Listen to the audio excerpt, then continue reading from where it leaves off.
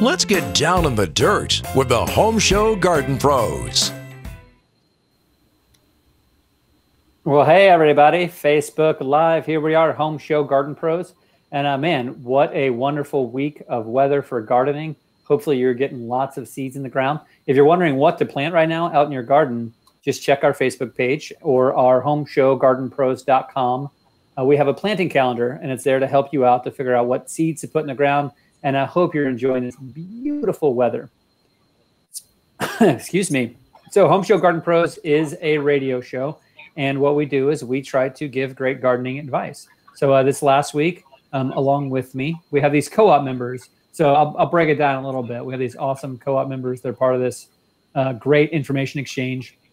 Sherry Hara was on last week. She's from Plants for All Seasons for 2 full hours, just dished out about soil, about veggies, about flowers. We really talked about flowers for a while, but she does such a great job.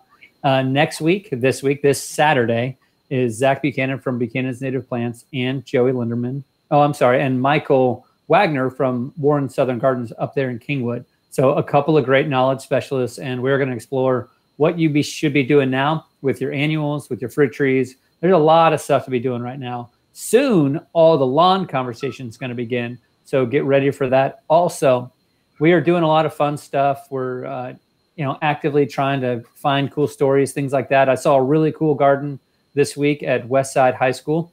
And man, they're doing some cool stuff there with agriculture at a big HSD school. It's a lot of cool stuff. Speaking of cool stuff, cue the introduction video.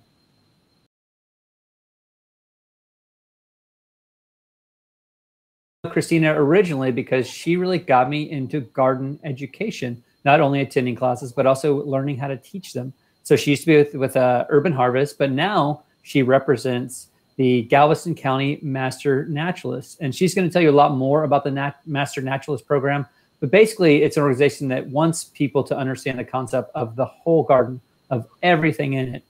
She does a lot of stuff around town. She is a ton of people's favorite person. So without further ado, here's the voice of Chris LaChance. So, hi. Hey, so that's your garden we were just looking at. Yeah. Absolutely. So that was about a year ago, not too long after lockdown. So nice. It was a perfect opportunity to get out there and really spend even more time in the garden and make kind of like a nice little sanctuary for myself and my 2 pups. No, that is awesome. And it's so key. A lot of veteran gardeners were able to get back into gardening, like you're talking about. And you had some really cool plants there. I saw some salvia, maybe some 4 o'clocks, wasn't quite sure. Definitely ended with that beautiful plant. Yes. There was some dianthus in there, but it started out with Belinda's Dream. That's like my most favorite rose. It's so easy. And they have these beautiful pink blooms that really smell like a rose. So yeah. And with just some simple, deadheading the spent blooms, it really produced all summer into the fall, and it's still going. So that's awesome. And Belinda's Dream can actually have a really nice bush. It's not one of those super ugly bushes. You can shape it and still get the nice shape and the beautiful flowers. So tell us about Texas Master Naturalist and what you guys are doing these days. Sure. So the Master Naturalist program is a partnership with Texas A&M AgriLife Extension and Texas Parks and Wildlife.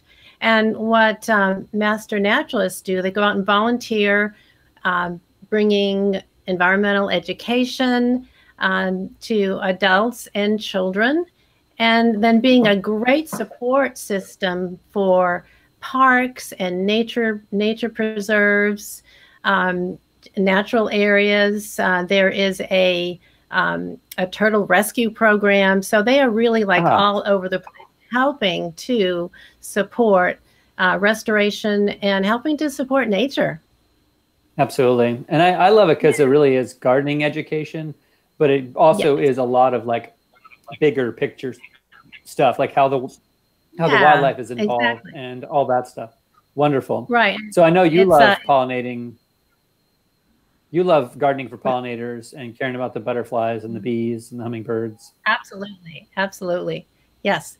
So, and that really is paramount for how I try to garden, creating the best possible environment for wildlife and for me as well. Yes. But yes, that's right. but one of the great things though is that it always gives me something to look at, something to discover. One of my all-time favorite poets is Mary Oliver, and she always has she has said, and I will paraphrase it, that always have room for amazement, or always be amazed and stay curious. So Absolutely. I try to create that in my garden. So as I walk through my garden, and every day there's something that I can just stop and say, oh my goodness, this is amazing. So yes. That is wonderful. And I know that you're actually a big fan of integrating food plants in with your kind of attraction plants, native attraction plants. And I think that's so cool, because you're a confessed, you don't have a veggie bed, but you have lots of veggie plants. So that's exactly. Yes, exactly. And you did want to talk about a specific nature preserve at Armand Bayou a little bit, and what they've got going on. Sure. So it's Armand Bayou Nature Center down in the Clear Lake area. And it's a 2,300 acre preserve, which is pretty amazing. It's the largest urban nature preserve in the country. I bet you didn't know that. I did not know that. So it's a great place to go, just to discover nature, great trails. You can see the restored prairie, beautiful all year. You can take a kayak trip with a guide, and we also have a pontoon boat that will take you, along the Armand Bayou and the tributaries with a guide. So lots of really wonderful things going down there, and great education. Just like Disney. Yeah, it is. Yeah, it's like a Disney ride right there in real life. Right, but when the alligators are real, they're not those mechanical ones that kind of come up and Yeah, they're not gonna capsize the boat. That's right. Yeah. And those are the only dinosaurs that you'll see too, is the crocodile, the alligators. You won't see any brontosaurus or anything like that. That's amazing. But, I didn't know that they did the pontoon boat tours, and I didn't realize it was such a huge space. And that's really big. Really need to visit, and especially these days where being outside is important anytime and wonderful anytime, but especially where you can be outside, you can be with your family and friends, and still be able to have a change of scenery when you want to get outside. Absolutely. That is wonderful. And it sounds like you can kind of get lost even on all those trails, not lost, but back to a whimsical space of joy and good microbes for your brain and your lungs. Yeah. So to be sure. Yeah. Yes. Well, what we love doing is answering gardening questions. We gather experts from all over the city, like Christina here, and we answer gardening questions. Just a quick shout out to Buchanan's, to Enchanted Forest, Enchanted Gardens, Warren Southern Gardens, Plants for All Seasons, Kingwood Garden Center, and Nelson Nursery and Water Gardens out in Katy, just for giving us these great experts all the time, every single week on the radio show. And we're going to start answering some of your questions. What we do on our website is we have a little spot that says Ask the Expert, and you go to that and click it, and you send an email to me, and we get an answer. So we also like to read them online here. So Chris, you ready to answer some questions? Sure. Okay, here's the first one. What are your go-to easy plants, preferably perennial, or plants that will last year-round? We're in Alvin. That's from Aaron. So go-to easy plants. Go-to easy plants. So some of those that you saw in that beginning video definitely are some of the tried and true easier ones. Now you can pretty much go with almost any salvia, and there's such a huge variety of salvias. The one that was in the video is Salvia odahal, and that's a really well-behaved one, and it also is great for hummingbirds. That's when I first knew that the hummingbirds are migrating through. I was out there checking out the garden, and right beside me is a hummingbird. It's like, get out of the way, lady. I want that plant. So that was a really good one. That is great. Sometimes the hummingbirds can be kind of rude, though. I mean, that's very true. They definitely can be like, get out of the way, especially to each other. Oh, and they'll part your hair if you're kind of, in their way. But yes. And anyway, so some of the cone flowers, like the echinaceas, those are fantastic. And now with so many different varieties, there's one for almost any color combination that you want. I particularly like the old-fashioned ones, the nice tall pink ones, and that's the same echinacea that's used for as a treatment for colds. Let's see, another one that another group I like are the Rudbeckias. Sometimes we call them brown-eyed Susans or black-eyed Susans. And same thing there. There's several different varieties now that you can choose from. And one in particular that's my favorite, it's the Rudbeckia maxima, which is one that can tolerate some damp feet, unlike some of the other ones. And but it will the blooms will be up to 6 feet in height. So that's pretty cool. Wow. Yeah. I know. Exactly. Well, and those are all Texas kind of proven plants that do great in our area. That's an awesome little list. Yes. More? Let's do more. Or it's maybe people can go to the Texas Master Naturalist one. How many more you got? I mean, there's so many good plants for Houston that, I mean, for me, lifting up a few favorites. Oh, look at that. She has a list. Yeah, sometimes it's hard to get the camera direction right. It's really tough. By all means, say a couple more. Let's see. Okay, so coming back to the salvias, there's another one that is the Mexican bush sage. So that has gray green foliage in the summertime, and then toward fall, it puts out these really great, stalks of like purple and white, kind of velvety looking flowers. So that's always a great one. And again, another hummingbird attractor, and as well as other pollinators. Gara is great. That's a native prairie plant, and it's also called whirling butterflies. And part of that is because when you look at the plant from a distance, they're all the little blooms actually look like little teeny butterflies. But it does really well, especially in Houston as we get into our more drought part of the year. Let's see, Louisiana irises, those are wonderful. Yes. There's a proliferation of those, and some of the summer bulbs like the crinum lilies. Those are fantastic, and those can also take some wet feet too. So they can handle wet conditions if you happen to have a spot in your yard that collects water. So, okay. No, that's good. Great. That's really great. No, that's what a great list. And all of those, again, Houston proven, really beautiful plants, and definitely good for year-round gardening. You don't have to fuss with those. That's awesome. All right, and nice. Let's do the next. They come back. That's right. And so our next question here, we've got a very good one for you here. It's not exactly a question. It's more of like a talk to me. Paul says, need ideas for front yard edibles.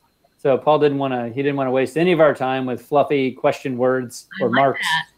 He just wants ideas for front yard edibles. So I know that you integrate edibles and some of these landscape plants. So what are some of your favorite front yard edibles? So as we talked about, I'm not a pure vegetable gardener per se, but Sure. I always include some edibles in the landscape somewhere. So, especially a lot of the herbs. And one great thing about herbs is that in the cool part of the year, that's really when they flourish. When the mints and the thymes and the sages, they do really well. Right. And then I had a few weeks or about a month ago, I planted some Swiss chard and some lettuces, and so I'm always incorporating something. Oh, and I have some kale out there, but it looks, it gives a nice contrast to what is growing in the garden. There's always, different leaf shapes or different shades of green. So something to add and something that's edible. I think that's awesome. And my mind always thinks of, when I talk about the front yard landscaping, is really like evergreen shrubs, the plain old boring evergreen shrubs. And one of the prettiest shrubs is kumquats. It just makes a really kind of Darth Vader shaped bush that can go all the way to the ground, and really nice dome. And it has a bunch of edible fruit. Now, the thing about kumquats is you do eat the peel, but the peel is sweet. And so you get a real sour sweet combo. And, you can put them in groups. You can put them in a line. I love them that way. One of your butterfly plants that I did mention, but I know you love, is Mexican mint marigold. And it's another evergreen, easy to shape. If you want one of those, like, lines or rows of landscaping, Mexican mint marigold is great for that. Butterflies like it. And it's a really pretty flower and a really dark green plant. So that's a good one. So on top of your awesome list. Well, and I think it's also referred to as Texas tarragon. Correct? Am I right? Yes, that's right. That's right. It does have a very strong tarragon flavor. Yeah. Great in cocktails. I very often use that. Is it? Oh, have to give me the recipe. With gin. It's really good with gin and cocktails. Nice. But I think what you said about, like, if you get some of that purple kale that's deliciously edible, the shards with like the yellows and the reds, they really can add a lot of color. And at a different kind of height level than a lot of times you're thinking color is going to be. So I think, hopefully people can rewatch this, take some notes, because we just gave you some great edible landscaping ideas. So look for your invoice later. No, I'm just kidding. We're doing this because we love teaching gardening. Well, great answer there. We're going to move on. Yes. We're going to move on to answer 3, or question 3, I guess. So this is from Jane. And Jane says, we have had a day full of hundreds, maybe thousands of robins flocking in our yard. Harbinger of an early spring? Jane, I love your question. And I love that you are so observant that you looked up and you've seen all these wonderful robins. Well, actually, they are still heading south. So we're still in that migratory pattern. Living in Houston, we're so lucky that we are right on the migratory flyway for all these wonderful songbirds. So what you saw, Jane, was a flock of robins heading south. So believe it or not, they will be turning around in another, maybe a month or 2 and heading the other direction. But you talk about harbinger of spring. So I grew up in the Northeast. And I tell you, we just all could not wait until we saw that first robin, because that truly was letting us know that it wouldn't be too many more months before it would be summer. That is wonderful. That is wonderful. And my question when I emailed her was, what are they doing? So I mean, I'm glad to hear that they probably are migrating birds, because a lot of times you'll see in your lawn a bunch of birds. They look like they're grazing, kind of like cows. They're picking stuff out of the yard. And generally that means you have a pretty big caterpillar infestation. So I asked her that question, did how are they acting? Are they grazing? But because if she had thousands, that to me, that would be kind of terrifying. It's like, oh my gosh, this is a lot of birds. So unless she has a really... Looking for Hedron. That's right. Definitely looking for food. But a lot of times army worms are what they eat when they're grazing. So well, and what brings to mind too is what I try to encourage people to do is to rather than raking up the leaves and putting them in a bag and putting them at the curb, is actually to take those leaves and rake them back into the flower beds. And what that's doing is creating a really good climate or home for beneficial insects. And recently when I had, I didn't have that huge a flock, but I had several robins in my yard, and they were just hopping through the leaves in the flower beds, and you could, they were just flipping them over back and forth. And so they were, providing them a lunch on the way, on their way south. That is wonderful. I love that approach. I'm big into using leaves. And if you got a place that's in shade, maybe you can just kind of flatten it out and you'll see birds there, and you'll really help your trees out, because that's a great way to feed your trees. So great thoughts there. Great thoughts there. Well, hope that helps out with the harbinger of spring stuff. We are now going to go to question number 4. So let's see what Nayeli has to say. Is a yucca plant a good plant for our yucky, humid weather? Can you share some insight? So it's a yucca plant. Kind of confusing because a more popular plant is yucca. And that's when I first read it, that's how I read it. So I will answer that part, but then I will let you answer the yucca part. So so yucca, Y-U-C-C-A, there are several varieties that will do well in the Houston area. One in particular is a red yucca that is great to plant in dry spaces, full sun, and they have this beautiful long stalk that will then have beautiful reddish pink, scarlet colored blossoms that are just magnets for hummingbirds. So, okay, take it away, Danny. Well, before I take it, do you think those would be a really great plant to put on our year-round list? Because they'll bloom all the time. I do. Yes. As long as it's got good drainage, but great habitat plant. Yes. Well, so yucca or cassava is what I always call it to avoid the confusion, or manihot, if we're being kind of technical about it, is a root vegetable. It makes about a 4 to 6 foot, maybe 7 foot tall plant, and it makes a ton of edible roots. And these things taste a little bit like a potato. And it's also used tapioca. If you ever use tapioca, that's the same stuff. But it grows great in Houston. It loves our weather. It's hard to find roots for it. And so if anybody knows a great source for roots, go ahead and put it in the comment section, and I'll follow up with you, because I always have people asking for it. And I have seen it really, really thrive in Houston. The last thing I'll say is it can be a little sensitive to root knot nematodes.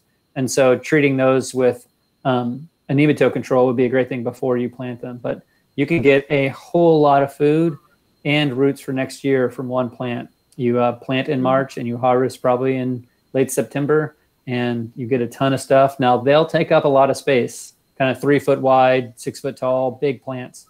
So, but yeah, no, great question. I'm a big fan of them, but they're hard to find. So that's my only caveat on that. Well, Chris, we got a question from Sherry in the chat, and she wants to know, what was that dark purple or blue flower in your video? And I'm going to type the answer while you say it. Oh, the one at the very end, perhaps? Maybe, yeah. I think that's the only dark purple one that was there. Yeah. So that's actually a Duranta, and that is a Duranta. Yeah. So it's that one was called Sweet Memories, but it's also called Golden Dewdrop, and that's a really great plant for our small shrub, or I should say large shrubs. It can be kind of like a small tree almost, but I had more butterflies on that all year. So that's a great. Absolutely. There's a lot of Durantas. There's the Cuban gold one that has kind of a golden leaf. There's kind of a classic purple one that really has a dark green leaf and a really dark purple flower. So that's great. I'm glad she noticed that. Yes. Thank you.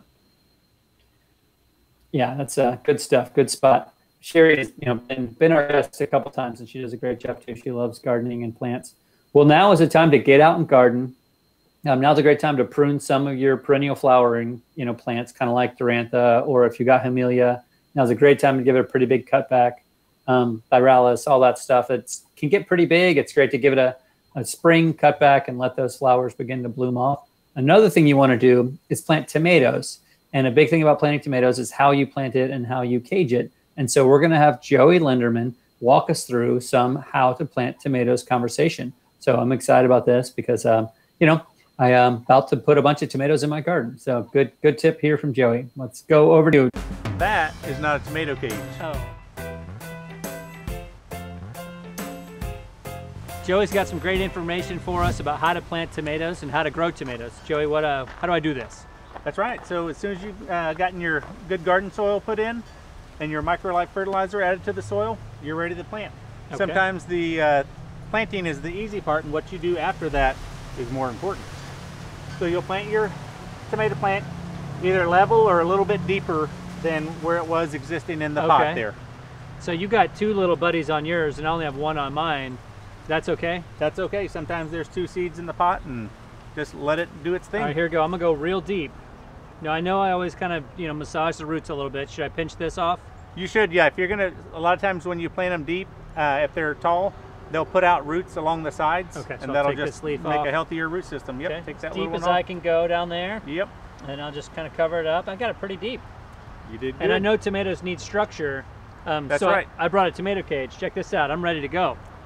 That is not a tomato cage. Oh, this is the smaller ones are more for peppers, eggplants, things of that sort. Okay. Really, you need at least a 48-inch tomato cage to support the big weight of all the tomatoes that you're going to have. Wow. And you can even use something decorative. Okay. Like this one. So even a pretty one like that can work because it has the support, has the structure, and kind of guides. Wow, that's really pretty too. Yep, not bad. Not bad. And then we follow up with some good fertilizer, and then we're good to go. Good to go. Awesome. Ready for some tomatoes. Okay, thanks, Joey. You got it. For more great information, go to homeshowgardenpros.com. Well, great word there from Joey. Yeah, I got a haircut and a beard trim on the way and back differently, so that's why that's different. No, it is really key to support your tomatoes, and everybody listen up. I know that maybe you read a book that told you to wait till April. Do not wait till April. Go get tomatoes this weekend, next weekend. Do it as soon as you can. You got to get them in the ground because you want to get as much production as you can later on. So just keep that in mind. Public service announcement done for the week. So Chris, you guys got any cool things coming up? Anything you want to talk about real quick before we kind of wrap this up? No, just get out there in nature, and really getting out there and seeing how nature works, seeing what, if you go to, say, Armand Bayou, and there are some gardens out there, several that I have actually installed at one time or other. So nice. Get some ideas little plug there. Get some ideas and see how nature works and enjoy nature and, chill. Absolutely. It's a great way to improve your immunity system, reduce anxiety, and just help out. Great place to breathe. So, yeah. Well, big thanks to Christina LaChance for being on here. And if you want to know more about the Galveston County Master Naturalist, just Google it. It'll get you straight to their website. And there's a Gulf Coast Master Naturalist also that's a little more central to Houston. But both organizations are doing a good job. So good. Thank you for all your work. Well, this has been Home Show Garden Pros Facebook Live, and thank you guys for tuning in. We are done for this week. Hope you can tune in to Saturday morning show, 7 a.m. to 9 a.m. on Sports Radio 610, and we'll do what we do, helping you improve your gardening game, getting the most that you can out of your efforts. Home Show Garden Pros.